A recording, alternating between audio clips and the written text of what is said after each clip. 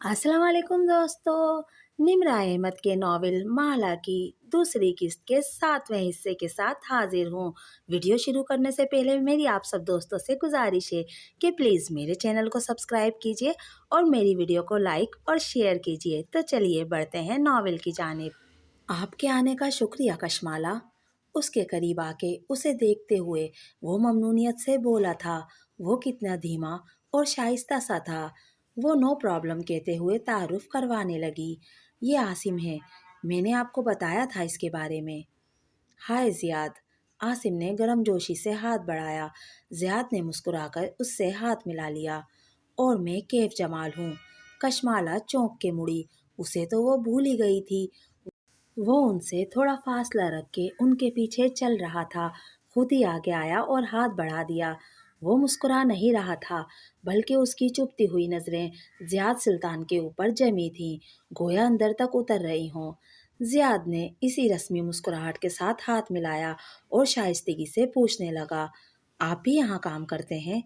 वो दोनों एक दूसरे के आमने सामने खड़े थे। कोई अजीब सा तनाव उनके दरमियान हाइल था। नहीं, मैं कशमाला बीबी के साथ हूँ। अपना हाथ अलहदा करके कैफ पीछे हुआ। चेहरा अनोस संजीदा था। जियाद, ये कैफ है, मेरा ड्राइवर भी और असिस्टेंट भी। कुछ था जो कशमाला को अच्छा नहीं लगा था। चंद लम्हे पहले तक कशमाला और जियाद दो थे, एक दूसरे का गुमशुदा हिस्सा। उसे दो का तिकोन बनना अच्छा नहीं लगा था। ड्राइवर के लफ्ज़ पे जियाद चौंका। फिर उसने सर से पैर तक एक नज़र कैफ पे डाली। कशमाला जानती थी उसे एक नज़र में वो कैफ जमाल को स्कैन कर रहा था। अच्छा लगा आपसे मिलके कैफ। जियाद ने वही रस्मी मुस्कुराहट के साथ सर को जुम्बिश दी। कैफ अब भी नहीं मुस्कुराया। उसे घूरते हुए 2 कदम पीछे हो गया। हम ऊपर जाके ऑफिस देखते हैं। कैफ, तुम यहीं रुको, कशमाला ने तहक्कुम से कहा, साथ ही आंखों से घूरा भी। तो वो वहीं रुक गया। आसिम उन्हें लिए एग्जेक्टिव लिफ्ट की तरफ आ गया, जहां से उन्होंने टॉप फ्लोर पे जाना था। वो आगे चलने लगा और वो दोनों उसके पीछे। आंटी कैसी हैं? जियाद उसके कंधे के साथ साथ चल रहा था। उसके परफ्यूम की खुशबू सारी राहदारी में फैल गई थी। ठीक हैं बस। ये एक ऐसा सवाल था जिसका जवाब देने से दिल अजीब सा हो जाता था। क्या बताए और कितना बताए?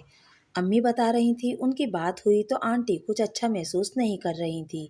वो नरमी से धीमा धीमा सा बोलता था, इतना कि अगर वो शोर में बोले तो शायद कशमालों को आवाज़ ही ना आए। वो ठीक हो जाएंगी। उसने ज़्यादा से ज़्यादा खुद को तसल्ली दी। वो इमारत के टॉप फ्लोर में दाखिल हुए तो वहाँ गहमा गहमी थी। एक तरफ मगरिबी तर्ज की कॉफ़ी शॉप के नक्शे पे कैफेटेरिया बना था, दूसरी जानिब जिम की तरफ जाता दरवाज़ा था। हर तरफ रोस्ट होने कॉफ़ी बेन्स की खुशबू फैली थी। हमारी कोवर्किंग स्पेस में मुख्तलिफ तरह के लोग अपना अपना काम करते हैं। आसिम उनके आगे चलता हुआ अपनी बिल्डिंग की खसूसियात बता रहा था। आपको सारा दिन कॉफ़ी और चाय फ्री मिलेगी, जितनी चाहे ऑर्डर करें। एक वर्किंग शिफ्ट में इंसान कितनी कॉफ़ी पी सकता है? 2 कप, शायद 3 कप। ज़्यादा मुतासिर हुए बगैर वो बोला। वो जेबों में हाथ डाले अतराफ का जायज़ा लेते हुए कदम बढ़ा रहा था। आसिम खामोश हो गया, फिर दोबारा हिम्मत की। जिम की एक्सेस फ्री है, हमारे पास स्विमिंग पूल भी है, इसके अलावा मीटिंग रूम्स भी हैं। आपको किसी से मिलना हो तो आप अपनी मर्ज़ी का मीटिंग रूम बुक कर सकते हैं। कॉन्फ्रेंस के लिए हम कॉन्फ्रेंस रूम्स भी मुहैया करते हैं। हमारी ऐप पे जाके आप चंद घंटे के नोटिस पे कोई भी रूम बुक कर सकते हैं। नहीं, मुझे किसी से नहीं मिलना, तन्हाई में सुकून से बैठ के काम करना है। वो तायराना निगाहों से अतराफ का जायज़ा लेते हुए कह रहा था। आसिम अब के वाकई खामोश हो गया। फिर वो उन्हें सीढ़ियों के ज़रिए टॉप से निचले फ्लोर पे ले आया। कॉर्नर में एक गिलास और डोर खोला तो सामने छोटा सा ऑफिस नज़र आया। कशमाला ने अंदर कदम रखा तो आंखों में सताइश उभरी। ऑफिस की दीवारें गिरे थीं, जिन पे चंद पेंटिंग्स आवेजा थीं। एक तरफ सफ़ेद वर्क टेबल और एग्जेक्टिव चेयर रखी थी, दूसरी जानिब किसी मेहमान को बिठाने के लिए कुर्सी रखी थी। दीवार पे चंद कैप्टेस बनी थीं और दरवाजे के मुकाबिल दीवार पे मुस्ततील खिड़की नस्ब थी। आसिम ने खिड़की के ब्लाइंड्स ऊपर किए तो सूरज की रोशनी ने सारे कमरे को मुनव्वर कर दिया। वो एक मगरबी ममालिक के जैसा छोटा और कोजी सा ऑफिस था। जियाद आगे बढ़ा और खिड़की से नीचे झांकने लगा। آپ کو صرف آفس کے ماہانہ چارجز پے کرنے ہوں گے۔ چائے کافی کے علاوہ AC اور انٹرنیٹ بھی فری ہے، جتنا چاہے استعمال کریں۔ عاصم فخر سے بتانے لگا۔ اوقات کی بھی پابندی نہیں، بلڈنگ 24 گھنٹے کھلی ہوتی ہے، آپ جب چاہے آئیں۔ بلڈنگ میں داخلے کے لیے آپ کا ایک اسمارٹ کارڈ ہوگا، اس کو سوائپ کر کے آپ داخل ہوں گے۔ اور ہاں، آپ کے آفس کی چابی صرف آپ کے پاس ہوگی۔ پرائیویسی اور سیکیورٹی کا یہاں پورا خیال رکھا جاتا ہے۔ کشمالہ مسکرا دی۔ عاصم نے کتنا اچھا سسٹم بنا رکھا تھا۔ وہ گلبرگ میں ایسی 2 عمارتیں یوں ہی تو نہیں چلا رہا تھا۔ اسے واقعی عاصم پر فخر ہوا۔ پھر کیسا لگا آپ کو یہ آفس؟ عاصم نے کھنکار کے پوچھا۔ زیاد کھڑکی سے نیچے جھانک رہا تھا۔ اس سائڈ کا ویو کافی ڈسٹریسفل ہے، دیکھیں یہاں سے سڑک بھی ٹوٹی ہوئی ہے اور کچرے کے ڈرم نظر آتے ہیں۔ ہم سڑک کے اس حصے کا کچھ نہیں کر سکتے، یہ تو انتظامیہ والوں کا مسئلہ ہے، یہ ہماری جگہ نہیں ہے نا۔ سمجھ سکتا ہوں، لیکن اس ویو نے آفس کی خوبصورتی خراب کر دی ہے۔ وہ جیبوں میں ہاتھ ڈالے اب گردن اوپر نیچے گھما کے اطراف کا جائزہ لینے لگا۔ کشمالہ کی مسکراہٹ مدھم پڑنے لگی۔ وہ خاموشی سے ایگزیکٹو چیئر پہ آ بیٹھی اور ٹانگ پہ ٹانگ جما لی۔ اب وہ بغور زیاد کو آفس کا معائنہ کرتے ہوئے دیکھ رہی تھی۔ دیواروں کے کونوں میں سیم بھی لگی ہوئی ہے، چند ہفتوں میں یہ پینٹ اکھڑنے لگے گا۔ آپ نے لائٹنگ بھی کم کر رکھی ہے۔ زیاد نے سوئچ بورڈ کے بٹن دبائے کہ شاید مزید بتیاں جل جائیں، لیکن چھت کی اسپاٹ لائٹس بس اتنی ہی تھیں۔ میں لکھاری آدمی ہوں عاصم، مجھے جگہ ایسی چاہیے تھی جو مجھے کریٹیوٹی میں مدد دے، نہ کہ مجھے گھٹا گھٹا سے محسوس کروائے۔ جیسے یہ دیواریں، یہ بہت ڈارک ہیں۔ وہ مایوسی سے گردن اٹھائے ارد گرد دیکھ رہا تھا۔ ویو بھی ایسا نہیں ہے جو ذہن کو فریش کرے۔ پھر عاصم کو دیکھا اور رسمی مسکرا دیا۔ میں آپ کو سوچ کے بتاؤں گا، تھینکس۔ عاصم کا جوش جھاگ کی طرح بیٹھ چکا تھا۔ اس نے ڈھیلے ڈھالے انداز میں شکریہ ادا کیا اور میں کافی بھجواتا ہوں کہہ کر باہر چلا گیا۔ اب کہ زیاد نے اسے دیکھا، فیروزی لباس والی لڑکی کرسی پہ بیٹھی بجھی بجھی سی لگ رہی تھی۔ مجھے لگا آپ کو یہ جگہ پسند آئے گی۔ آپ گلٹی کیوں فیل کر رہی ہیں؟ اس میں آپ کا قصور نہیں ہے۔ اور پھر میں نے اس جگہ کو ریجیکٹ نہیں کیا، بس اتنا کہا ہے کہ سوچوں گا۔ وہ کھڑکی سے ہٹا اور کشمالہ کے سامنے والی کرسی کھینچ کے بیٹھا۔ میں اصل میں کچھ بہتر کی توقع کر رہا تھا، مگر ابھی عاصم کو اس بلڈنگ کو مزید بہتر بنانے کی ضرورت ہے۔ خیر، وقت کے ساتھ سیکھ جائے گا۔ مجھے یہ آفس آپ کی رائٹنگ کے لحاظ سے مناسب لگا تھا۔ اس نے یہ نہیں کہا کہ اگر ماں بیمار نہ ہوتی تو وہ یہی آفس لے لیتی اور اسی سے اپنے نئے کام کا آغاز کرتی۔ اسے تو یہ سارے مسائل نظر نہیں آئے تھے۔ کیوں؟ کیا وہ چیزوں کو گہرائی میں نہیں جاتی تھی؟ آپ یہ جگہ پہلے دیکھ چکی تھی؟ نہیں، میں نے آپ کے ساتھ ابھی دیکھی ہے۔ اور آپ نے 5 منٹ میں اس کو لینے کا فیصلہ بھی کر لیا۔ وہ مسکرایا۔ آپ کے بارے میں نے ایک اندازہ لگایا تھا کہ آپ دوسروں کو بہت جلد چانس دے دیتی ہیں، اعتبار بھی جلد کر لیتی ہیں۔ میں ایسے فیصلے نہیں کرتا، میں وقت لیتا ہوں اور سوچ سمجھ کے تمام زاویوں سے کسی چیز کو پرکھتا ہوں۔ کچھ تھا جو دروازے کی درز سے رینگتا ہوا کمرے میں داخل ہوا اور ان دونوں کے درمیان حائل ہو گیا، ایک بد دلی کا احساس جس نے کچھ دیر پہلے کا جوش ٹھنڈا کر دیا تھا۔ میں وائبس پہ چلتی ہوں زیاد، کنٹرول چیئر پہ بیٹھی لڑکی نے کندھے اچکائے۔ اگر میری گٹ فیلنگ یہ کہے کہ یہ کام درست ہے تو میں اسے کر لیتی ہوں۔ گٹ فیلنگ ہمیشہ درست نہیں ہوتی۔ مثلاً میرے آفس میں کچھ دن پہلے ایک لڑکی آئی، وہ یاد کر کے بتانے لگا۔ وہاں دبئی میں اس نے اپنے مالی مسائل کا ذکر اتنے اندھودناک انداز میں کیا کہ میں متاثر ہو گیا اور شاید میں اسے جاب دے دیتا، لیکن پھر میں نے سوچنے کے لیے وقت لیا۔ بعد میں تحقیق کی تو معلوم ہوا کہ اس کے حالات ایسے نہیں تھے جیسا نقشہ وہ کھینچ رہی تھی۔ میں ہوتی تو اس کے لیے آفس میں جگہ بنا دیتی اور اس کو نوکری دے دیتی، کیونکہ میری ماں کہتی ہیں کہ جب ہم دوسروں کے لیے جگہ بناتے ہیں تو اللہ تعالیٰ ہمارے لیے ہماری زندگی کشادہ کرتا ہے۔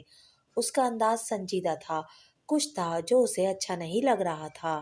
سامنے بیٹھا زیاد مسکرا دیا۔ وہ میں دیکھ سکتا ہوں کہ آپ کیسے لوگوں کو جاب دے دیتی ہیں۔ کشمالہ نے گہری سانس لی۔ اب کہ وہ بولی تو انداز قدرے سخت تھا۔ آپ کا اشارہ میرے ڈرائیور کی طرف ہے غالباً، وہ دیکھنے میں اچھا بھلا لگتا ہے لیکن ایسا ہے نہیں، اس نے 1 سال پہلے ایک کمپنی بنائی تھی جو فلاپ ہو گئی تھی اور وہ تب سے بے روزگار اور مقروض تھا۔ میری جاب سے اس کے قرضے نہیں اتریں گے، لیکن کم از کم وہ کسی قابل تو ہو جائے گا۔ آپ مہربان دل کی مالک ہیں، اسی لیے کسی نے آپ کے پاس آ کے اپنی مالی مجبوریوں کا ذکر کیا اور آپ نے یقین کر لیا۔ وہ مسکرایا، جیسے بڑا کسی بچے کی بات پہ مسکراتا ہے۔ آپ میری جگہ ہوتے تو کیا ایسے نوجوان کو جاب نہ دیتے؟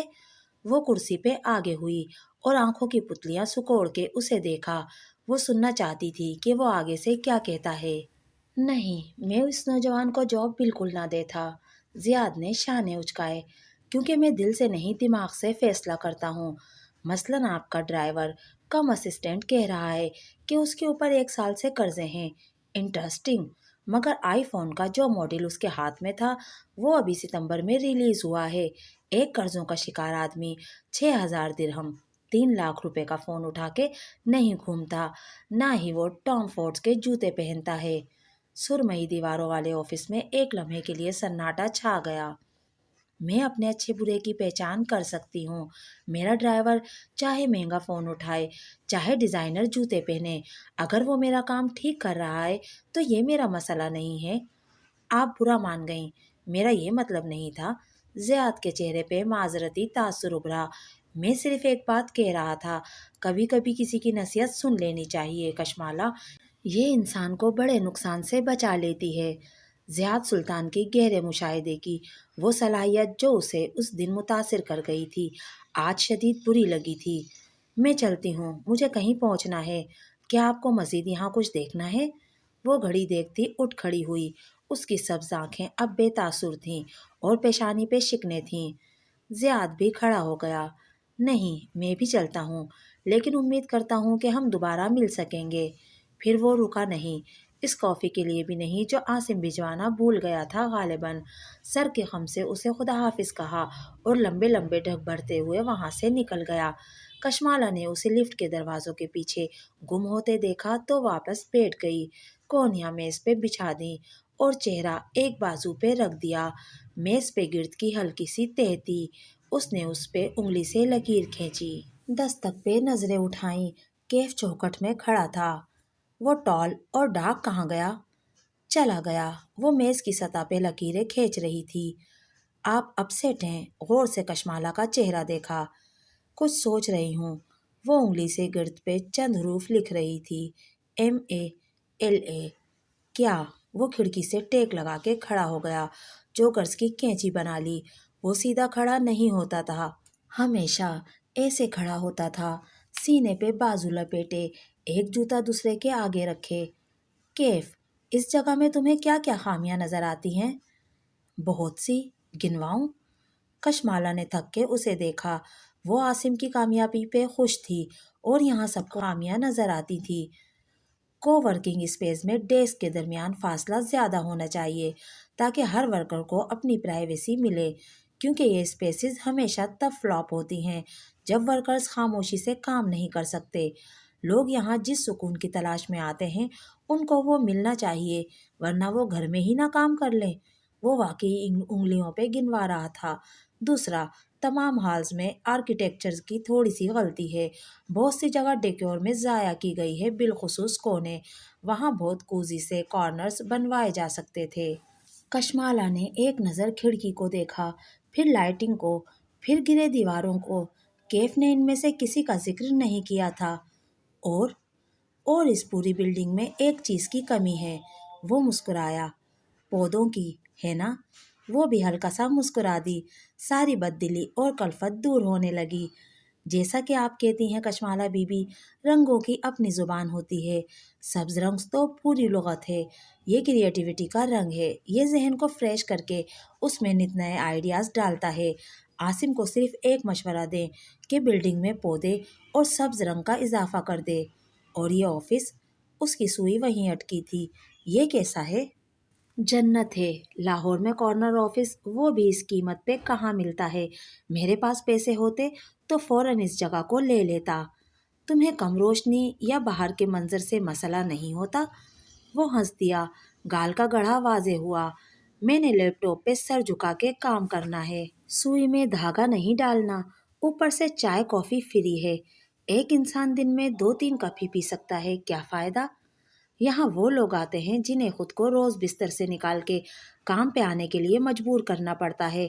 वो अपने लिए काम करते हैं, उनके सर पे कोई डंडा नहीं होता। ऐसे में कोवर्किंग स्पेसेस में फ्री कॉफ़ी इसलिए दी जाती है ना कि आपके पास काम पे आने का बहाना हो, लग्जरी को एंजॉय करने का दिल चाहे, वरना कोई कॉफ़ी या चाय का भूखा नहीं होता। और आप इतनी मनफी बातें क्यों कर रही हैं? 2-4 आर्किटेक्चर की गलतियाँ तो हर बिल्डिंग में होती हैं, मगर आसिम इस जगह को अच्छा मैनेज कर रहा है। कुछ नहीं, घर चलो, माँ अकेली होंगी। वो हाथ झाड़ते हुए उठ खड़ी हुई। वो आसिम से नहीं मिलना चाहती थी। अजीब शर्मिंदगी सी महसूस हो रही थी। जाते जाते रुक के कैफ को देखा, फिर नजरें उसके हाथों में पकड़े फ़ोन तक गईं। उसके जूते यकीनन रेप्लिका थे, लेकिन फ़ोन असली था। उसने पहले नोट क्यों नहीं किया? दोस्तों, ये था निम्र अहमद का नॉवेल माला की दूसरी किस्त का 7वां हिस्सा। आपको मेरी आज की वीडियो कैसी लगी मुझे कमेंट करके ज़रूर बताइएगा। अगर वीडियो पसंद आई तो प्लीज़ मेरे चैनल को सब्सक्राइब कीजिए, मेरी वीडियो को लाइक और शेयर कीजिए। मिलते हैं अगली वीडियो में, तब तक के लिए अल्लाह हाफिज़।